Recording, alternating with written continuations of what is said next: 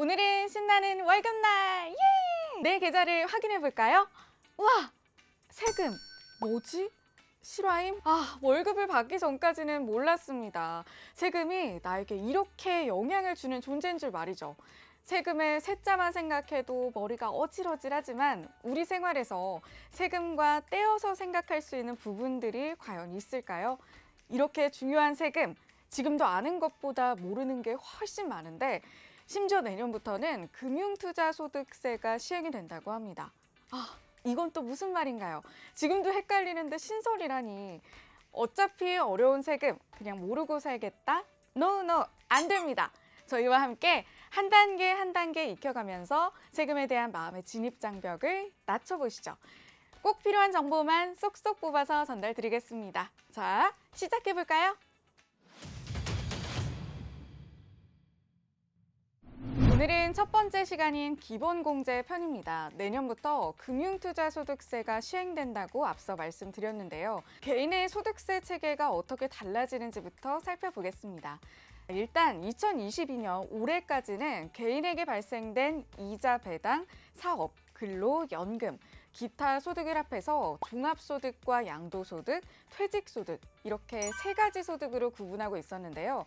2023년부터는 종합소득과 양도소득, 퇴직소득과 구분해서 금융투자소득이 추가돼 총 4가지 소득으로 적용이 된다고 합니다. 금융투자소득이 새로 시행이 된다는데 갑자기 없던 세금이 하늘에서 떨어진 걸까요? 정말 새로운 세금이 생기는 건지 그 실체가 궁금한데요. 금융투자소득이 무엇인지 함께 살펴보겠습니다. 이 금융투자소득은 금융투자 상품으로부터 실현된 소득이라고 합니다. 그럼 금융투자 상품이 무엇인지부터 알아야 할 것 같은데요. 금융투자 상품이란 원금 손실의 가능성이 있는 증권 및 파생 상품을 의미하는 것으로 집합투자기구, 파생결합 증권, 주식, 채권, 선물, 옵션 등이 여기에 해당이 됩니다. 다시 보니까 금융투자소득이란 원래 없던 세금이 아니고 그동안 이자 배당 소득이나 양도소득으로 구분해서 세금을 내거나 조세 목적상 비과세 해주던 것들이 금융투자소득으로 재분류가 돼서 따로 세금 계산이 이루어지는 것이네요. 그런데 눈치채셨나요? 원본 손실 가능성이 없는 예적금, 저축성 보험 등은 금융투자 상품이 아니기 때문에 여전히 이자소득세나 배당소득세로 과세가 된답니다. 금융투자소득세가 시행이 되는 2023년이 되면 나의 투자 성향이나 활동에 따라서 또 다른 소득으로 구분이 되어 세금이 부과되니 확실히 알아둘 필요가 있겠습니다. 이제 한 걸음 더 들어가서 금융투자소득세를 계산하는 방법을 알아볼까요? 자, 먼저 기본공제 그룹별로 소득을 구하고 손실이 있다면 서로 통산합니다. 기존에는 해외 주식을 투자해서 손실이 나도 펀드에서 수익이 나면 배당소득세를 꼬박 냈었죠. 와, 소득을 서로 통산해 준다니 상당히 쇼킹합니다. 자, 이렇게 손익통산하고도 손실액이 남는다면 5년간 적용이 가능한 2월 결손금을 공제해준다고 하네요. 두 번째 충격! 그동안은 작년에 손실이 났어도 올해 수익이 나면 세금을 냈었는데요. 2023년부터 발생되는 손실은 해를 넘겨도 5년간이나 공제가 가능하다는 사실, 이것도 빅뉴스네요.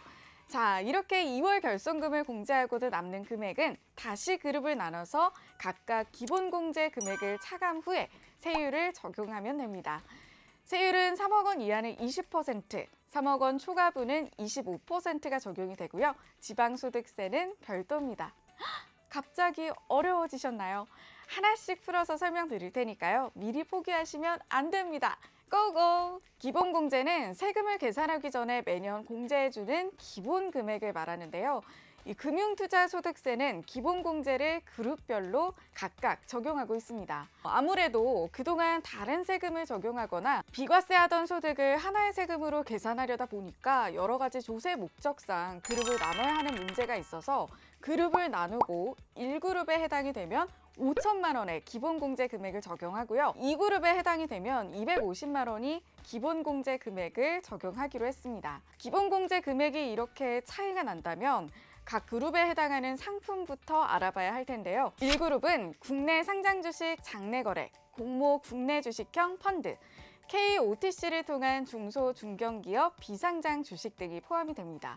이 그룹은요, 1그룹 외에 금융투자 상품이 해당이 되는데요. 예를 들면 공모 국내 주식형 펀드 외 사모펀드나 해외투자, 대체투자 펀드 등이 그 범주에 있습니다. 해외 주식과 해외 상장 ETF, 국내 주식형 ETF의 ELS와 DLS, 또 ETN과 그리고 파생 상품 등도 이 그룹입니다. 그룹별로 매년 5천만 원, 250만 원씩 공제가 가능하다면 꽤 큰 금액인데요. 이 정도 금액이면 기본 공제에 대해서 조금 더 집중하셔야겠어요. 그냥 가만히 있으면 다 적용이 가능한 건지, 금융투자소득에서 기본 공제를 받으려면 어떻게 하면 될까요? 하고 질문이 쏟아지고 있는데요. 자, 먼저 투자자는 금융회사의 그룹별로 기본공제 적용 신청을 해야 합니다. 기본공제 신청은 다수의 금융회사의 중복 신청이 가능하기 때문에 5곳에 거래하는 투자자가 원한다면 5곳의 금융회사 모두 신청을 할 수가 있습니다. 또 그룹별로도 1그룹은 A 금융회사, 2그룹은 B 금융회사로 각각 지정이 가능합니다. 기본공제 적용 신청은 적용받고자 하는 금융회사에 각각 신청이 가능한데요.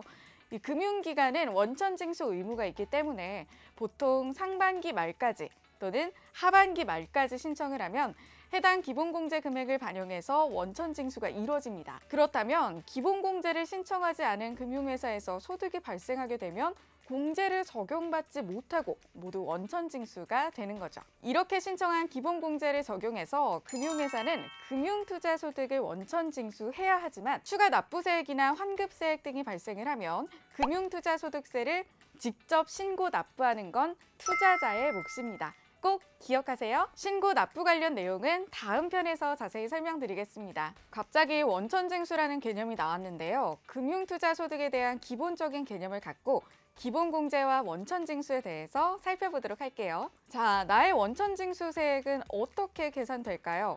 그리고 기본공제 적용 신청은 어떤 영향이 있는 걸까요? 원천징수세액을 계산하면서 내용들을 다시 확인해 보겠습니다. 자, 1단계 소득을 합산합니다. 1그룹의 주식 A에서 1억 원 이익, 주식 B에서 2천만 원 손실이면 1그룹의 소득 금액은 8천만 원입니다. 2그룹의 펀드에선 1천만 원의 이익이 발생을 했네요. 그럼 2그룹의 소득 금액은 1천만 원입니다. 2단계 기본공제를 적용합니다. 1그룹 소득 합산 금액 8천만 원에서 5천만 원을 기본공제하면요. 과세 표준이 3천만 원이 되고 또 2그룹 소득 합산 금액 1천만 원에서 250만 원을 기본공제하면 750만 원이 과세 표준이 됩니다. 3단계 세액을 계산합니다. 그룹별로 계산된 과세 표준 금액에 원천징수세율을 적용해서 원천징수세액을 계산합니다.